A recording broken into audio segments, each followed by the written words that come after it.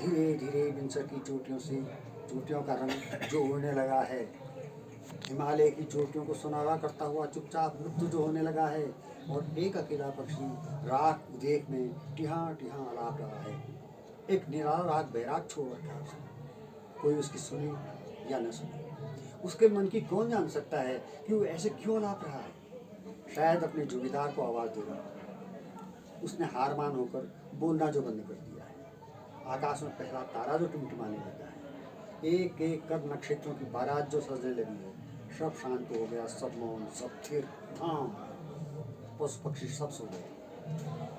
दूसरी शिखर के घूंघट की ओट से चंद्रमा ने नवल वधु समन्भाव मुखड़ा दिखला दिया है, और सुंदर मुख छवि में खिलखिलाती रोशनी जो बिखेरती है। 5-6 महीने भाबर की धूप ताप कर भाबरिए पहाड़ की ओर लौट रहे हैं। गाय बच्चों के गले में लटकी दूर से आने वाली घंटियों की खनखनाहट की आवाज़ से पहाड़ के शांत घरों और जंगलों को जगा जो दिया है। वहाँ की शांति और मौन भंग कर दिया है। कारण क्या होगा? कल्याण ही तो होगा वो।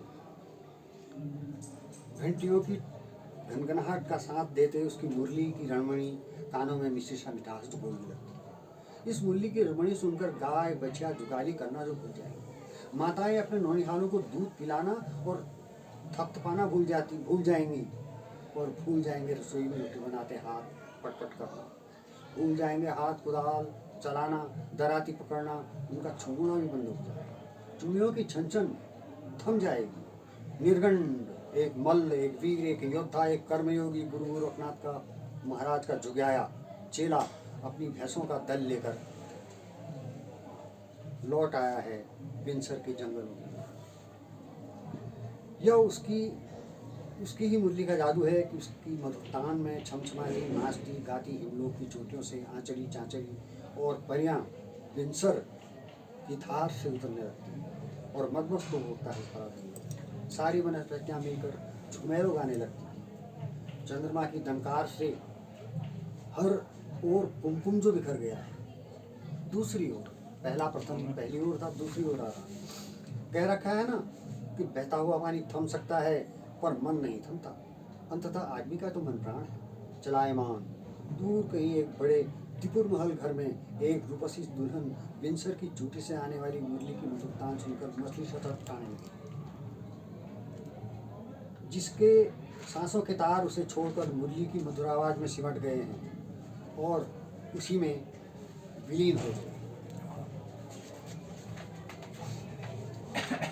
ये अमृत की धार सी कानों में पड़ने वाली मधुर ध्वनि पता नहीं उसे कहाँ तक ले उड़ा जाएगी, कौन जाए। चकोर की दृष्टि दूर बिनसर के जंगल से आने वाली चंद्रमा के प्रकाश में लगी है तो रात भर उलटते पुलटते जागी रह जाती है वह। दूसरी ओर और उसी त्रिपुर महल में एक सुसज्जित कमरे में सोने चांदी से बड़ा एक सुंदर देवस्थान विद्यमान है कि सैनियों गुग्गुल चंदन और दशांग धूप की सुगंध से भरा सारा महल जो भरा हुआ है, और गले में रेशम का शाल, सर पर मखमली पगड़ी पहने सुंदर और स्वच्छ कपड़ों में पंडित जी मृगशाला में बैठ विराजमान पूजा में लीन जो है कि पंचमुखी दीपक के प्रकाश से कमरा जो भरा है। पर ये तेरे खरीद के सोने चांदी के देवता हैं, यह तो तू जानता ही है। जिनके आगे तू नाक रगड़ रहा है, ये भी सच है। साक्षात देवी देवताओं का घर तो लगता ही है। इस बात का विश्वास कोई नहीं कर सकता कि यहाँ तो मानवों की बल लेने वाले राक्षस की आत्मा का वास है। देवताओं का वास जो उठ गया है यहाँ से। अरे धूर्त पापी कसाई, किसके लिए कर रहा है पूजा? किसको दिखा रहा है तू अपना ढोंग? क्या समझ रहा है अब स्वर्गासन तुझी को मिल जाएगा? याद रखना, पितरों का किया हुआ नातनों को भुगतना पड़ता है।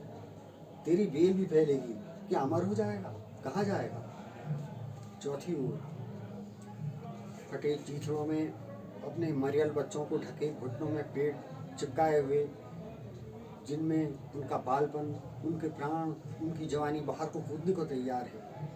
भूखा पेट लेकर, हार दिखलाकर गरीब गुर्द मजदूरों की गड़गड़ाहट उसकी झोपड़ियों से आने वाली श्याएं मन को पायमान जो कर रही है।